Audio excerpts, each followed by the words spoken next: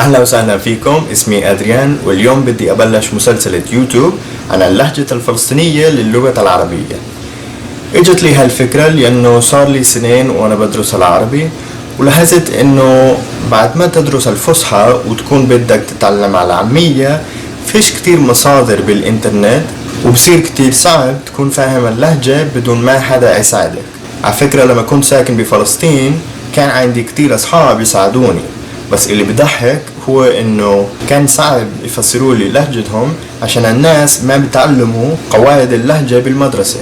فكتير مرات كنت أسألهم عن كلمة معينة بسمعها، يعني ليش تحكوا هيك، والواجب كان ما بعرف. فأنا كحدا تعلم اللهجة الفلسطينية وفاهم القواعد اللي صعب بالنسبة للمتعلمين الجداد، بدي أساعدكم زي ما حبيت حدا يساعدني.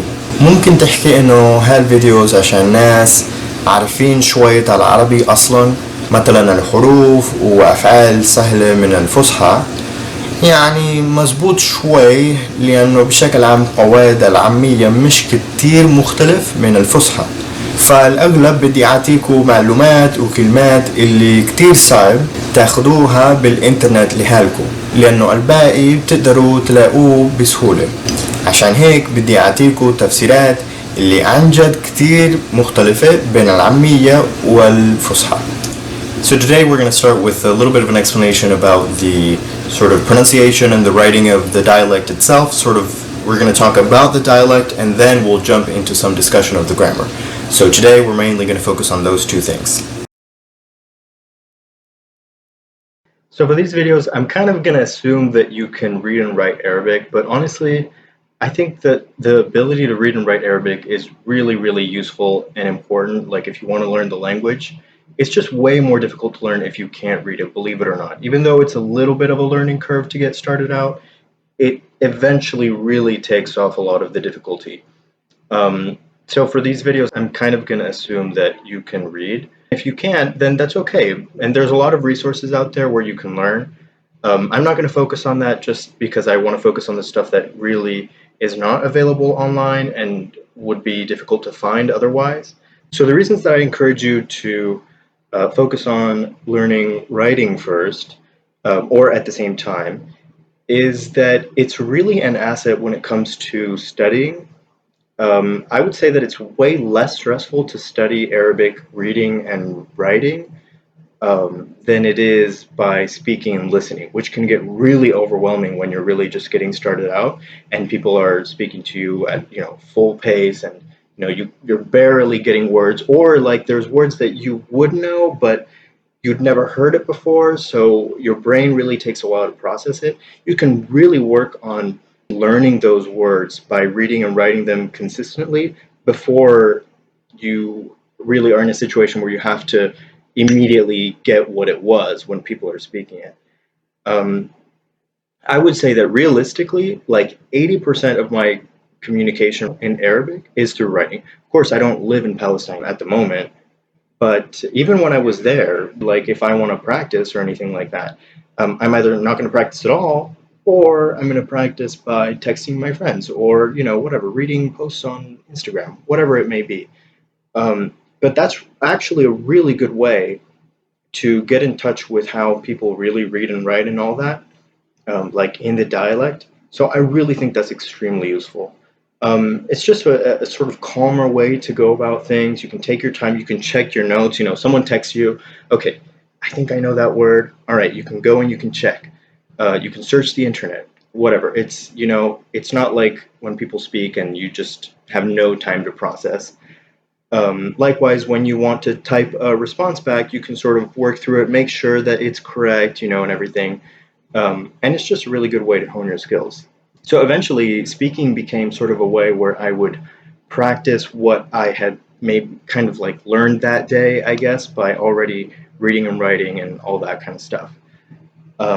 So I'm not saying that speaking isn't essential, because it obviously is. That's the whole sort of crux of it. But you're really missing out on a useful asset and a useful sort of modality of studying if you sort of overlook the reading and writing aspect. Reason number two is that Arabic is a language of roots and patterns. I think that if you've studied any Arabic before, you should pretty much be familiar with that fact. And those patterns are just harder, if not impossible, to see if they're written in Latin, letters. Unless they're in their original letters, it's really hard to see how Arabic reorganizes letters, the same roots to create new meanings. So all of that can really get lost in the mix. So speaking of romanization problems, I would say that's problem number 3. For what it's worth, I mean, most people can and they will write Arabic in the Latin script with you, but I find this more challenging to understand than just straight up Arabic writing. And there's a few reasons for that. First of all, there's basically no rules to how people romanize words. So they'll just kind of, whatever it sounds like, they'll sort of put it in those letters. But it can be really inconsistent, and then that makes it hard because you might know a word, but then it's written differently or it's sort of in a way that's harder to recognize. So you'll know it, but you didn't even know that you knew it. Plus, it's impossible to represent certain Arabic sounds. That's why identifying those super useful patterns is kind of more difficult when you're reading Romanized text, um, as sometimes you would like only understand the word if it were written in the Arabic script or said out loud. So here's an example of like a word that is in the Latin script, but if you ask me what this would be in Arabic, if you text me this word, it's not necessarily going to be obvious what that word is, because if I look at the sh, that makes me think it's the sound sha, right? So it would be ashal, but actually it could be a lot of different things. It could be ashal, it could be ashal, it could be ashal, it could be ashal, or it could be ashal. Of course, it's ashal, which means easier. That was not easier to read in the Latin script, versus in the Arabic script where you have the actual exact letters, it's very clear how you would say that. So that's just an example of the kind of problems that could surface if you don't really learn how to read the Arabic script and you're only reading and writing in the Romanized. And many people don't. Many people don't know how to Romanize words, and they only know how to read and write in Arabic. And these are people that, are just as worthy of meeting and speaking to. So, you're really limiting yourself if you don't learn this part of the language. Also, I just want to mention this because I find it very amusing. But another thing is that this actually helps, but it's confusing at first. When romanizing Arabic words, because there's a lot of sounds in Arabic that are unique and that can't be represented in the Latin script, actually, people use numbers that resemble Arabic letters to represent those particular sounds. And the ones that are used most frequently are these ones: the number 2, the number 3, the number 5, the number 7, and the number 8. I just want to put that out there because, just in case you run across it, that's what all of that means. It could be really confusing at first if people are sending you a string of random letters and numbers, but they are words.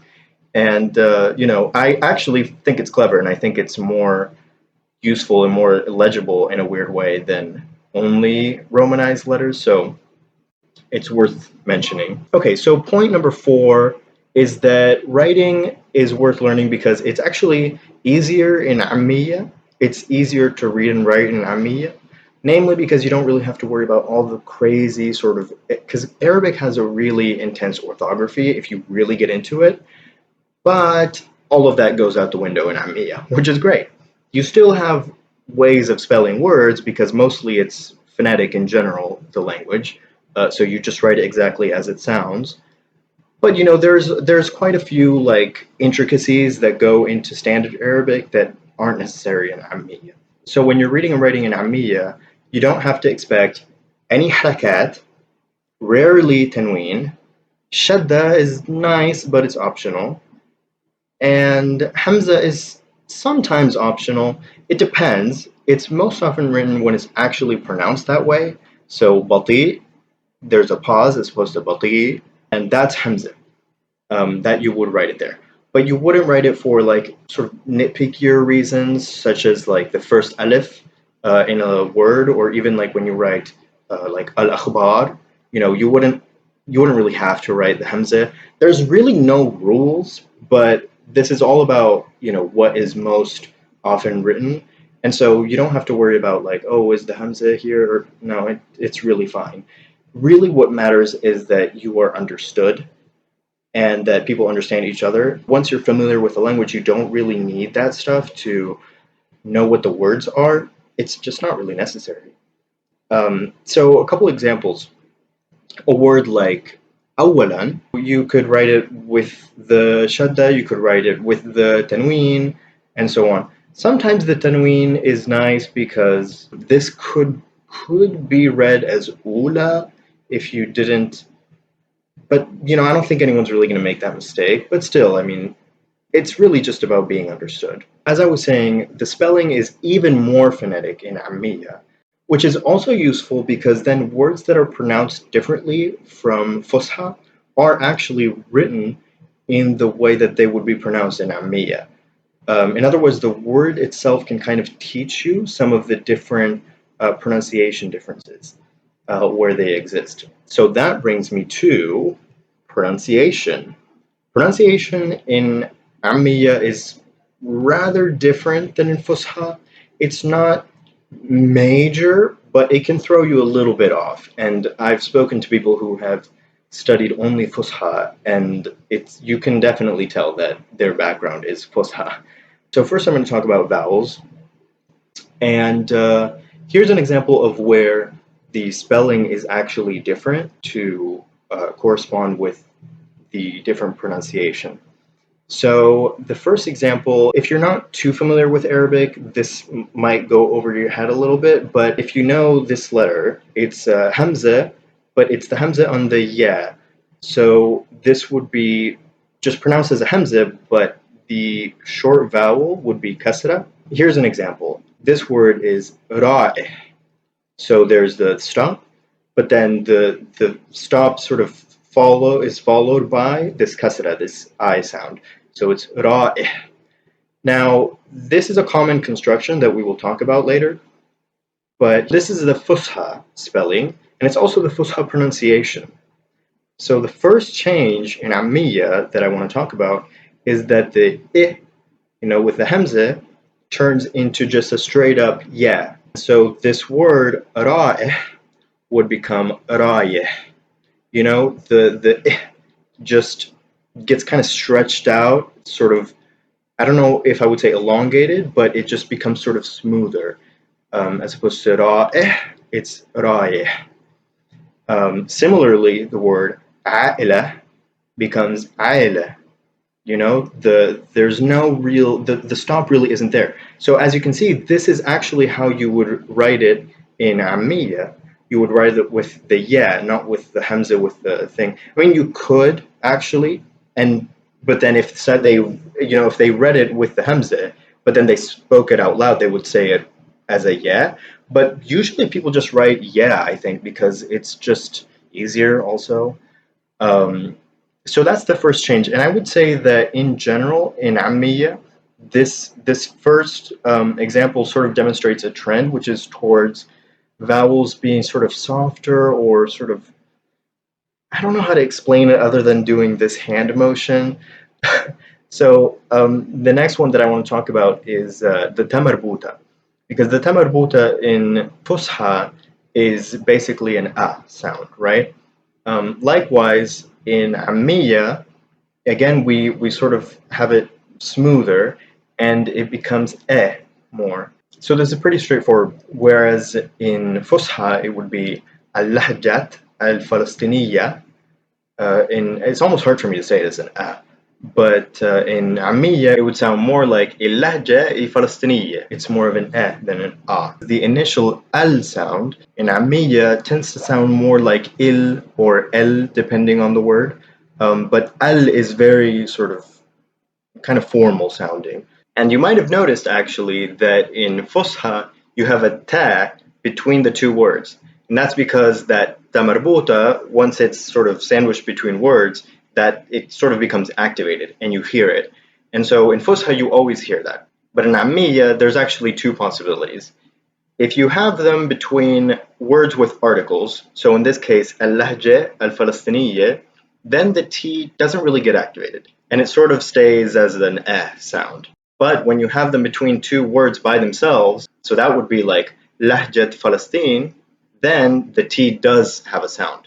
So the third change with regards to vowels that I want to talk about is it's rather small, but it really sort of it's very noticeable when I hear it, so I figured that I would mention it. So the way that I would describe it is that the vowels wow and ya, which are also consonants, you can have u and e, but you can also have wa and ya, they can be vowels and consonants.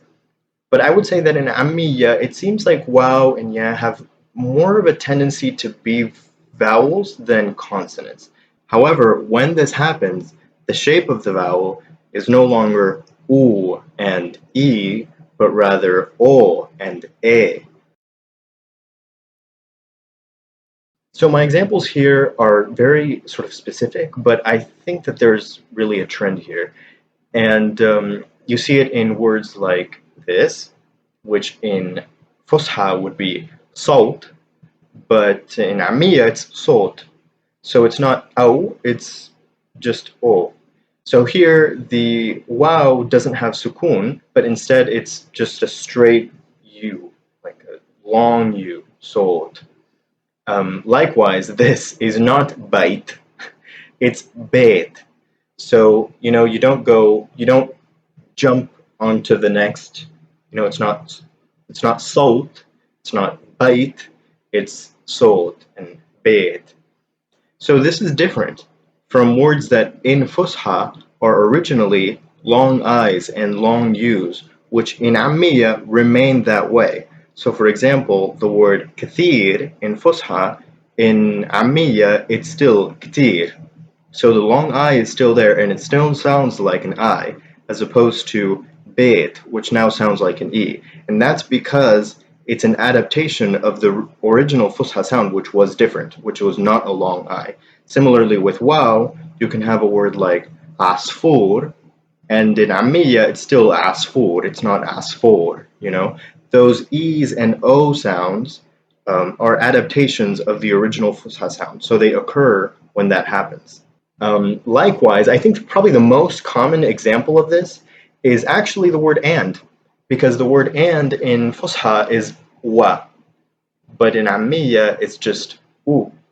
So if I want to say al-bint wa al-walad, okay, the boy and the girl. This would, in Ammiya, this would be al-bint wa al-walad. It's just u, not wa. So that's another example of how the consonant vowel has more of a tendency to sound like a vowel than as a consonant. So everything is kind of being elongated and sort of softened in Ammiya. I also want to make a note of something that is quite small, but in word initial M's, the letter meme, when you say it in the beginning of the word, that's usually really shortened down to just the M sound. Usually in Fusha, the M is a part of a prefix, which can be like mu, like in Muhammad. But in Ammiya, what happens is that M is just sort of, it basically has a sukun, in fact. So it sounds like Muhammad.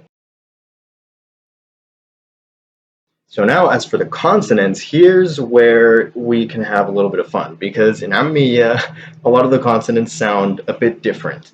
But actually, I think it makes it easier, I would argue, because in a couple of cases, it actually narrows down the number of phonemes, the number of sounds that are actually used in spoken Arabic. Probably the biggest or the most, I don't know if most important, but the most distinct difference is in the pronunciation of the letter qaf. So the letter qaf is one of the letters in Fusha and one of the letters in Ammiya, but in Ammiya it's pronounced in a lot of different ways, actually. And I would say that almost just by the way that you pronounce qaf, I can tell a little bit about your background in a way. It depends on a couple different things, but once you piece those things together, the qaf really says a lot. So the traditional way of realizing the letter qaf is just like that, qaf. This is, of course, the Fusha way, but it's also used in a couple of different places. You have in northern Palestine, and especially among the Druze, actually, you have qaf. So that would sound like, for example, baqullak. Of course, most non-native speakers are probably going to try to say it as kaf, because qa is a bit of a difficult sound, and that would be more like baqullak. So there's baqullak and there's baqullak. So the qaf is farther back in the throat. But actually, in Palestine itself and in a couple of different places, it is actually pronounced as kaf. Now, the way that I would describe this is that ka is rather rural. It's a very rural type of sound, mostly fallahi. I mean, it's very associated with fallahi sort of culture and background. So I would expect to hear ka for qaf in like a village. I mean, it depends, but that tends to be the case. Another way to say qaf, which is kind of my favorite, is ga. So here it actually sounds like a G. Now, some of you may know that in Egypt there's a G sound, but the G sound in Egypt is for jim. So jim becomes ga. So, for example, Jamil is Gamil. But in Palestine, and actually in Jordan especially, this is very Jordanian, the qaf becomes a G.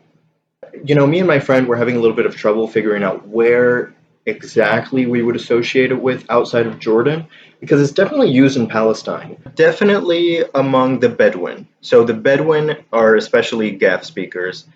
Um, and also in Hebron and a few sort of southern places, you hear Gath. But also in the Gulf countries, although their accent is totally different. And then the last way, which is the one that I hear the most, but it's also just because I was in Ramallah, you know, and in a city in Jerusalem also, is that actually Qaf can be pronounced Hamza.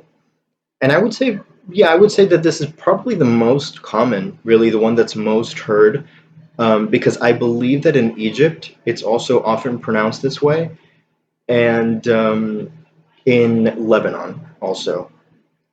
So it's very associated with urban sort of culture, not urban like, you know, street culture or anything. It's just people from bigger cities. And that's why it's called the Madani accent, meaning literally of the city, as opposed to Fallahi, which is more of the countryside. You know, Ramallah, Al-Quds, you know, actually the city of Jerusalem in Arabic, you might know, is called Al-Quds. But in Ammiya, you know, in the actual Jerusalem accent, you would say Al-Quds. And actually, the qaf is so distinct, and it says so much about sort of your accent that there's a whole expression, kind of, to refer to the way that you pronounce it, and that is قال وقلنا, and that means literally he said, we said. And it doesn't really matter that much what it means per se, just that the way that you say قال وقلنا is indicative of this feature of your accent. So I would say that I'm mostly قال وقلنا, so that means that I pronounce qaf as a hamza. But you know, sometimes I also do قال وقلنا, because I find it to be a little bit easier sometimes, because when words are short, like even qal, for example, um, you know, and there's not a lot to pronounce there. If you use a hamza, sometimes when people say it, I don't really catch what that word would have been because there's no qaf, so it almost just sounds like al. Okay, al, you know, I sort of mix it up. So for me, it's kind of useful to use ga to really sort of emphasize that that letter is there. This is just my preference. I mean, you can learn whichever you want, really. So you have قالوا قلنا بقول لك, قالوا قلنا بقول لك, قالوا قلنا بقول لك, and also بقول لك. قالوا قلنا. I just want to know one last thing, that depending on the use of the word, sometimes the qaf is just used no matter what. So that's especially for like more formal words. So if you have the word like the Quran, of course it's the Quran. It's not the it's not the Quran. You know, you know, you wouldn't say it that way. That would be funny though. But even I was told actually, so I write, and I was talking about an article that I was writing, and I said المجال, but my friend was like, you wouldn't. It's more likely that someone would say مقالة because an article is sort of a more official, I guess, word. Um, so it's just pronounced qaf. I think a lot of these things are kind of flexible, but the tendency is that as the more formal words are, then the more likely it would be pronounced as qaf, regardless of what your accent would be. Okay, next is the letter tha. So tha in Amiya becomes one of two sounds. It can become ta, or it can even become sa. I would say that in any situation, I mean, I can't think of every single word ever, but I want to say that by and large, you can pretty much always insert ta for tha, but that's not always true for sa. So, two examples that I want to give are the word مثلا, which means for example. The word مثلا, I always say مثلا. And in fact, when you write it, this is a letter that you can actually quite easily replace. I mean, like in writing, instead of writing that, you can write ta. I mean, I'm not saying that it's like right or wrong to do it in any particular way, but in fact, because it's Amiya and there's not really like orthographical rules, it's really fine to write ta. So be aware of that, because sometimes if someone writes a T in a word, and you want to search that word or something like that, be aware that sometimes te can be the. Um, However, I don't think I've ever seen it written as se when it's the. Like I've seen the change from مثلا to matalan, and here's the thing with this example, you can also pronounce this masalan, so as an S, but I don't think I've ever seen it written with an S. That would be weird. I don't know why. Maybe it's because that and ta look so similar. But here's where you can actually replace these two letters, whereas I don't really think you can replace it with an S. And a pretty good example of this is that in the verb bath, which means to send, or he sent. I mean, at this point, it's very ingrained that, I mean, I don't think I've ever seen anyone actually write bath. I think I've only ever seen it, like I always see it bat with a T. And I'm not 100%, but I've never heard anyone say it bass with a C, with an S. Um, so that's why I'm sort of cautioning that it can pretty much always be a T, but I don't think it can always be an S. So now I want to talk about the letter tha. Tha is the voiced equivalent of tha, and interestingly enough, the letter tha also turns into those exact two letters that we saw for tha, but their voiced equivalents. So what I mean is that tha can become the letters da and the letter za. So when a word like متذكر, which means I remember, or or he or someone is remembering, you can actually, and I do, you can actually write this as متذكر, which is also how you would pronounce it. You would say متذكر, أنا متذكر. Likewise, the word ذهب, ذهب meaning gold. In Fusha it would be ذهب, but in Amiya it's ذهب.